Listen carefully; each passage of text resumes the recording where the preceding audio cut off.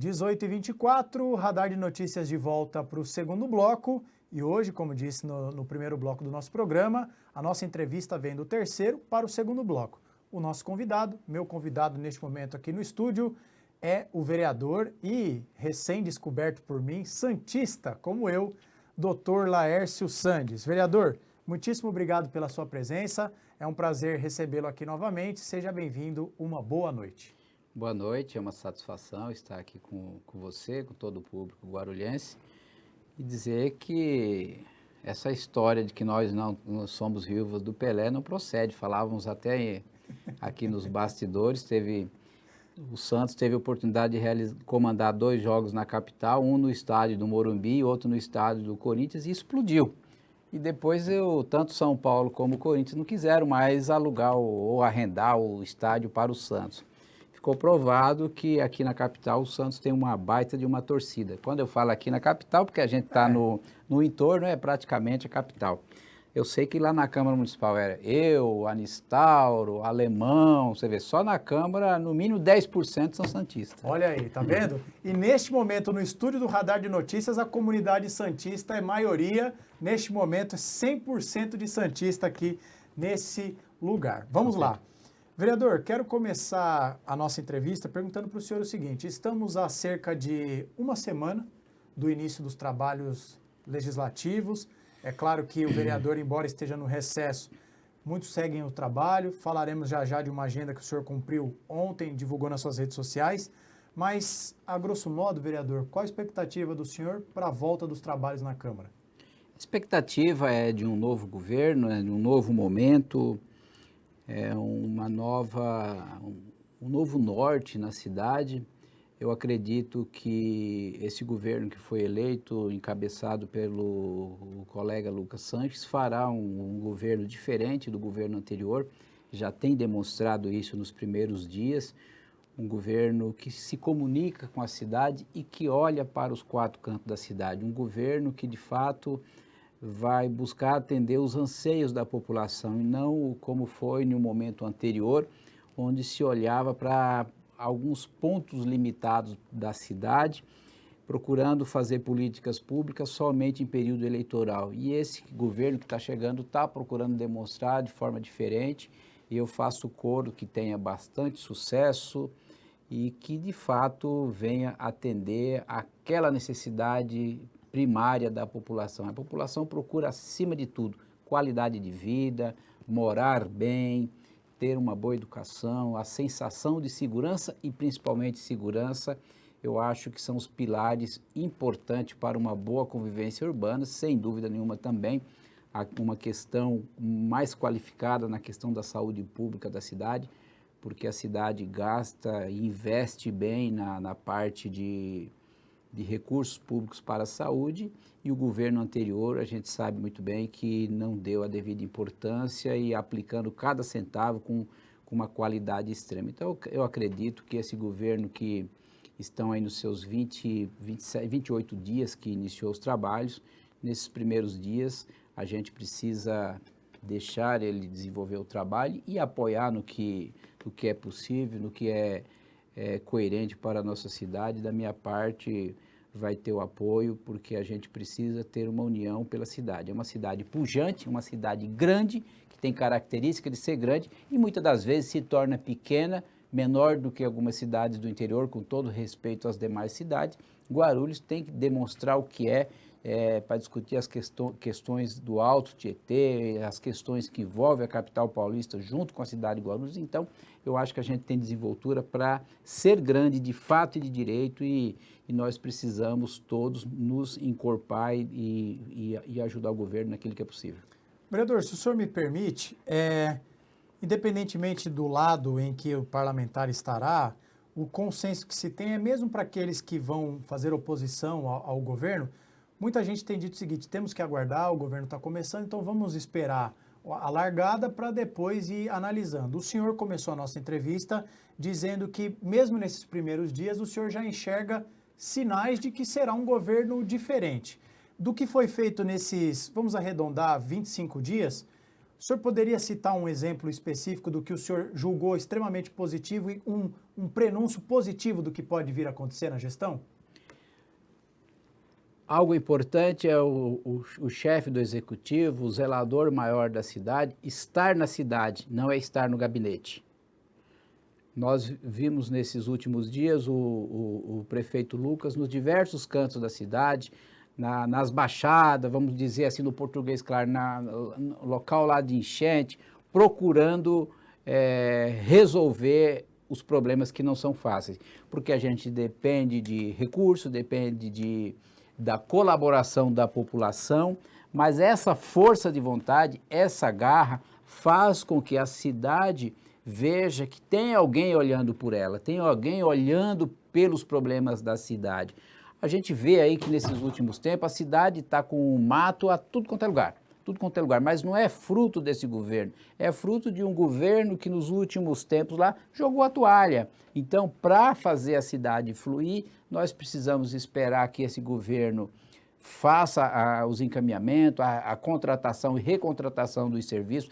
Você veja a questão lá da saúde pública, que ele está procurando enfrentar a questão dos exames médicos, a questão dos médicos. Não é fácil, porque a cidade ela é muito grande. A cidade, o problema de Bom Sucesso não é o mesmo problema da Ponte Grande, não é o problema do Cabo Sul. Então, o enfrentamento não é fácil. A gente sabe que o prefeito Guti, inclusive, quando entrou prefeito lá atrás, em 2017, teve bastante dificuldade. Então, quem está chegando, da mesma forma, tem suas dificuldades, mas já foi um prenúncio de que a gestão do Lucas vai ser uma gestão na cidade e não uma gestão de gabinete, como fez o Guti em boa parte da sua gestão, e eu fui um crítico disso. Lá atrás eu, inclusive, falei isso para ele, que tinha que sair do gabinete e estar andando pela cidade e para a cidade. Então, eu acredito nesse pouco olhar que já é um diferencial que ele procurou demonstrar na cidade.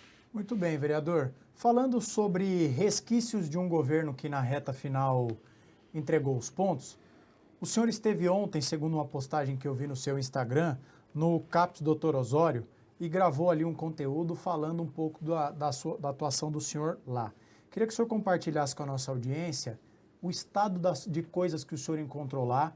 O senhor disse que vai acionar um importante integrante do governo para que algo seja feito. Então, o que o senhor encontrou no CAPS Dr. Osório? Qual o estado de coisas e que tipo de providências o guarulhense pode esperar do senhor? Aquele local lá é um local extremamente insalubre. Os funcionários que estão lá, eles estão trabalhando de forma imprópria. O local não é próprio nem para atender a população. O ex-prefeito Guti já deveria ter resolvido isso quando tirou o CEMEG daquele equipamento ali, que o CEMEG compunha aquele local, manteve o CEMEG na Avenida Salgado Filho, imaginando nós que desativaria os equipamentos que estavam ali naquele local onde permanece o CAPS Osório, e simplesmente o prefeito Guti deixou a questão a desejar. Lógico que o atual governo vai ter que resolver essa situação, alocar o CAPS para a sua região de atuação, que é a região Cantareira, que eles chamam de região 2. Então é um local, tem uma construtora que já colocou placa, lá parece que vai ser feito um prédio. Então algo absurdo, porque a construtora como está, estou chegando, sai daqui, eu estou chegando. É isso que aconteceu. É característica de abandono de um equipamento público para atender bem a população. Aquele local atende principalmente os pacientes de esquizofrenia. Então você tem que ter um acolhimento adequado para as pessoas que infelizmente têm esses problemas de saúde a serem enfrentados. Mas, infelizmente, repito, o governo que findou não se preocupou com aquele local, e eu vou, nos próximos dias, conversar com o secretário de Saúde para saber qual o encaminhamento e o prazo que vai resolver a situação, porque ali está muito impróprio. Então, o nosso cuidado enquanto legislador, enquanto vereador, não é se preocupar somente com o bem-estar do atendimento da população. Temos que preocupar também com o bem-estar dos funcionários, dos trabalhadores que estão ali, para que eles tenham uma condição adequada de trabalho e, consequentemente, dar um bom serviço para a população e não deixar esse servidor largado ao relento. Ali na região da Vila Augusta, qualquer um pode ir lá visitar e ver o que eu estou falando. Então, eu não sei qual é o rolo que tem com a consultora, vou falar para você, qual é a maracutaia, se o prefeito Guti transferiu o CEMEG para a Avenida Salgado Filho e continuou pagando aluguel lá, ou seja, pagando aluguel em 2 equipamentos. Eu vou verificar isso. Se eu constatar que houve o pagamento de aluguel desses 2 equipamentos em prejuízo do erário público, eu vou provocar o Ministério Público para tomar providência, porque alguém tem que ser responsabilizado. Como que você tira o CEMEG e coloca na Avenida Salgado Filho, cujo proprietário é uma pessoa extremamente conhecida da cidade, e aí você mantém a estrutura que tinha no CEMEG ali da Vila Augusta, pagando aluguel também, deixando lá parcialmente esse equipamento. Não dá para entender. Então, eu vou fazer um questionamento, além do requerimento que eu vou fazer, para saber o que aconteceu ao longo da gestão do prefeito Guti sobre esse tema. Vou também marcar uma audiência com o secretário de Saúde para saber qual o encaminhamento a respeito. Acho que é muito importante isso que o vereador está dizendo, porque há uma prática, não apenas na política, mas na sociedade brasileira, de que as coisas que passaram, muitas das vezes, joga tudo para debaixo do tapete e deixa passar. O Brasil é o país da acomodação. Não podemos deixar. E é importante que a fiscalização seja feita, independentemente da vigência ou não do mandato, do que quer que seja. Então, a conduta do senhor, a meu juízo, é muito correta.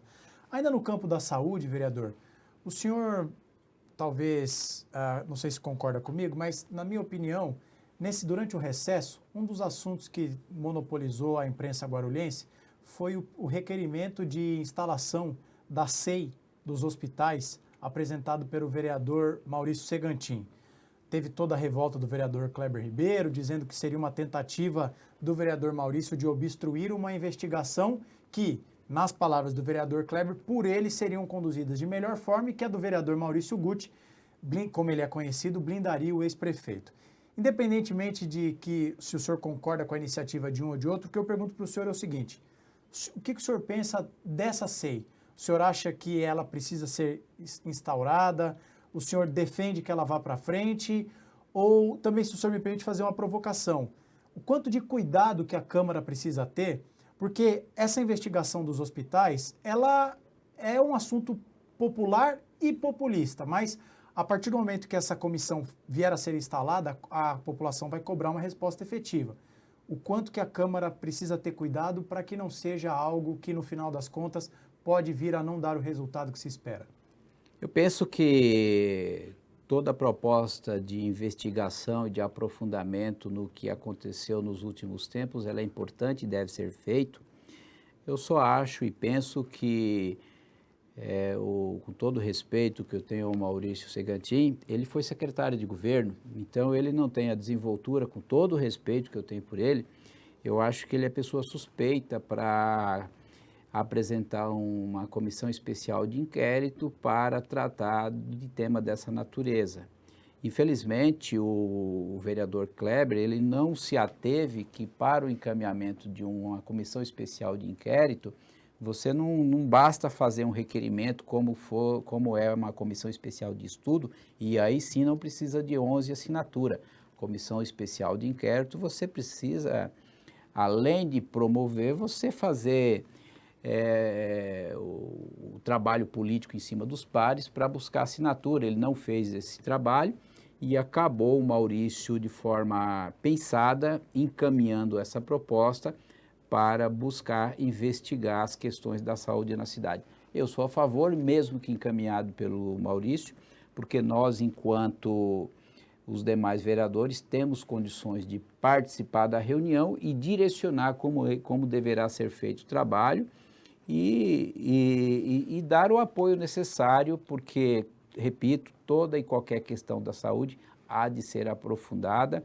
Essa questão dos médicos, esse descaso que aconteceu ao longo da gestão Guti no cuidar da saúde. E não vem me dizer que isso foi só nos últimos 6 meses, que não foi ao longo da gestão do prefeito Guti, os diversos contratos com as organizações sociais, onde eu fui muito combativo sobre essa situação, questão de alguns contratos aí de forma imprópria, o próprio formato de apuração dos valores de repasse, por exemplo, para o Hospital Pimentas, tantos atendimentos, a gente sabe que não tem uma auditagem correta sobre esse tema. Então, a questão da saúde, ela é bastante polêmica, bastante complexa, e quanto mais pessoas quiserem e pretenderem investigar, nós temos que fazer. Só considero assim um pouco estranha da parte do Maurício Segantin, porque ele foi secretário de governo, esteve há pouco mais de um mês lá do lado do prefeito e não se preocupou quando estava lá. Então agora é muito estranho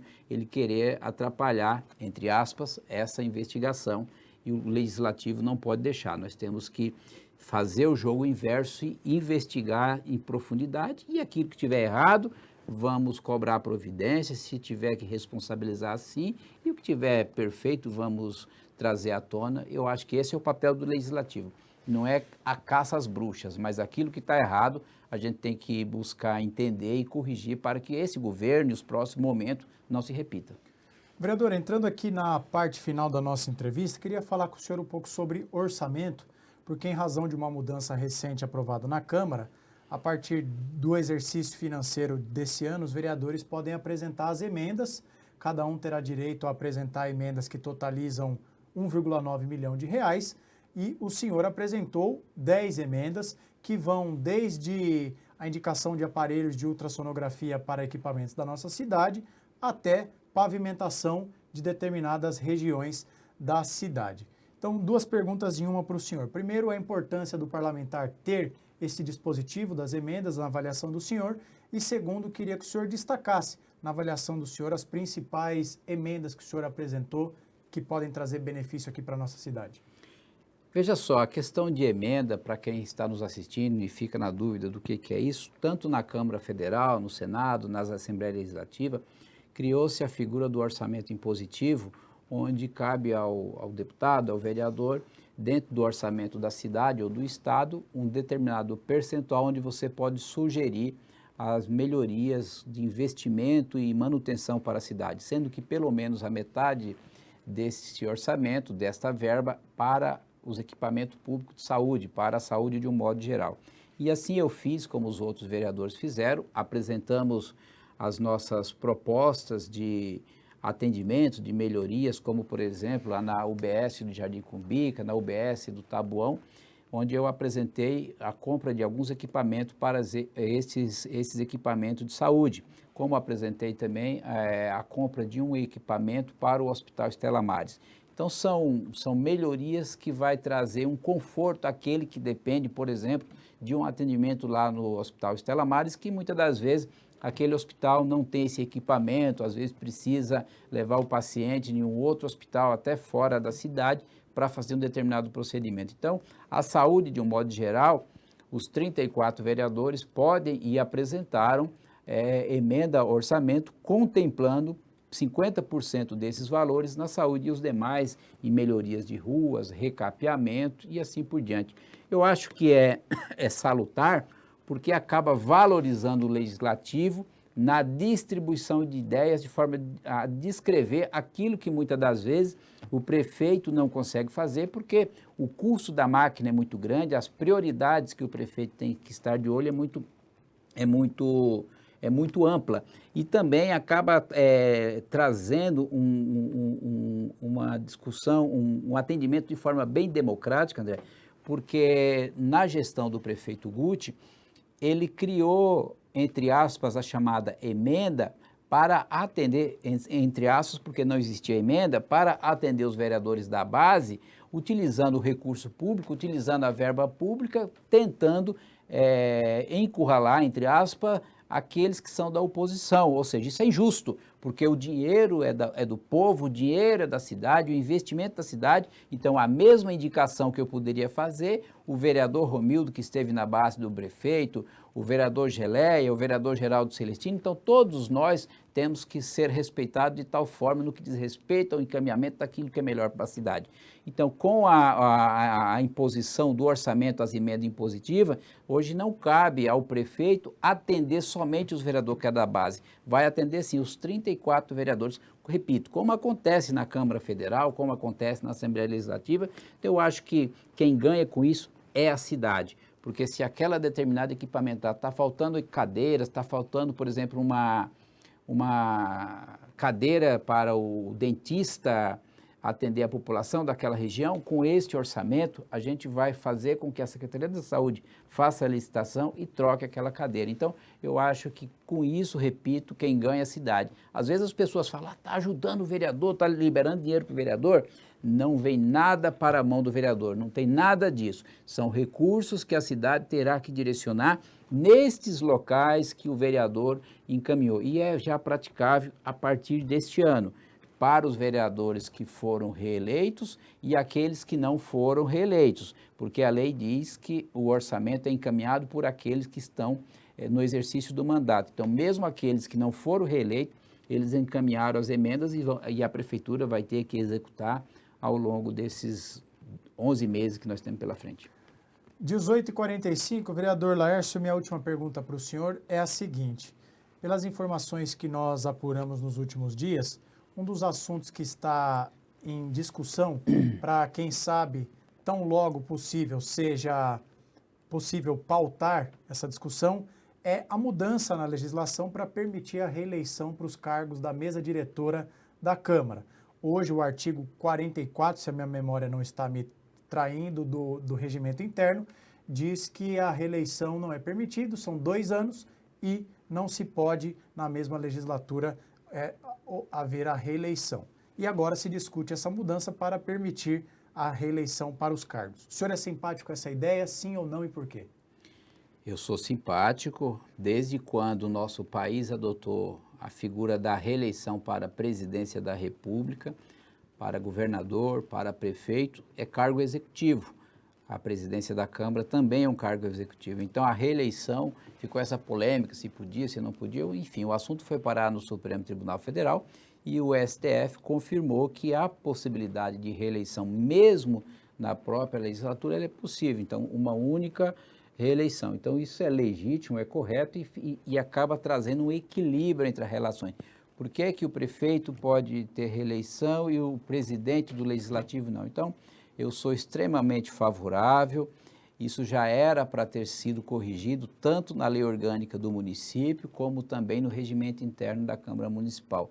Eu acredito que nos primeiros 2 meses dessa legislatura, melhor dizendo, fevereiro, março, a gente deve alterar o regimento interno e a lei orgânica para franquear e possibilitar a possibilidade de reeleição. Lógico que isso não significa dizer que o corpo diretivo que está à frente do legislativo é o que automaticamente já será o próximo lá na frente daqui 1 ano e 11 meses.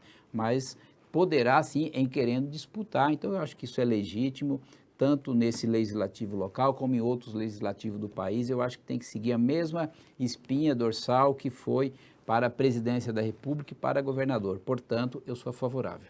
Muito bem, vereador.